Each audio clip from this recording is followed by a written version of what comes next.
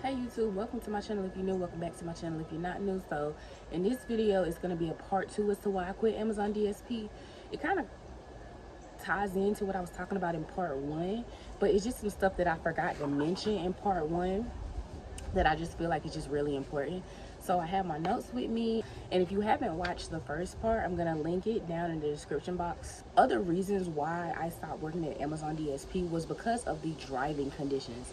Now I want to emphasize that when I was working at Amazon DSP, it was in the summertime, and the second time was in the fall. I only worked a few days when it was raining, and as far as like different types of weather conditions.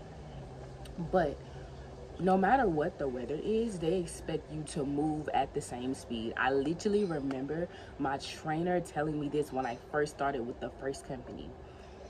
Whether it's raining, pouring down raining, or whatever the weather conditions is, they want you to move at the same speed. So imagine having to carry a heavy box up a flight of stairs, not able to take breaks. So you get two 15-minute breaks and a 30-minute break. If you really need to take a break, I would say you probably only have time to take one 15-minute break. And if you do take your one 15-minute break, I highly recommend to bring your lunch with you. Do not rely on, oh, it's a gas station in this area. Well, I know this area really good. It depends on where you are located. Where is your next stop?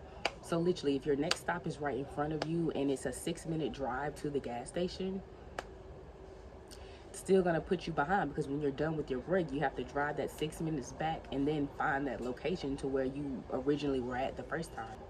The app is gonna force you to take a break in hot weather conditions.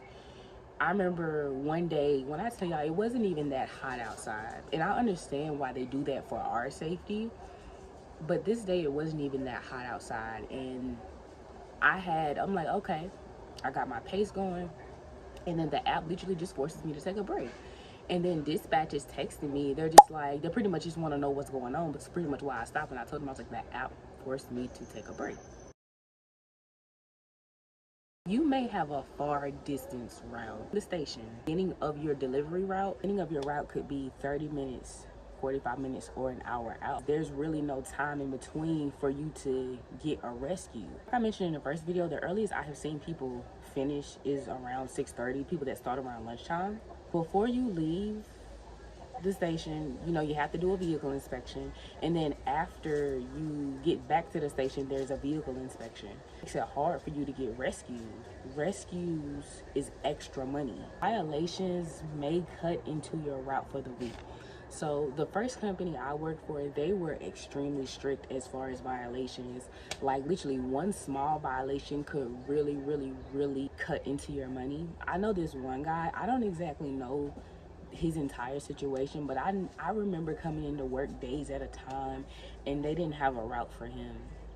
But I do remember hearing them say, oh, it's just because of those safety violations. Another thing I forgot to mention, not being able to take breaks, was that it was a lot of us that we literally just waited till we got back to the station to use the bathroom.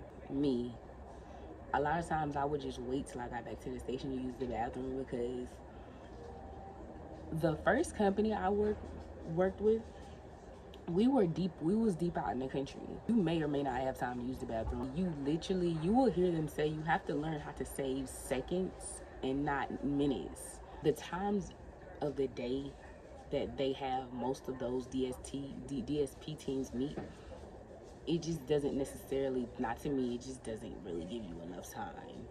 I only know one person, no, three people. I only know three people that have been at Amazon long term.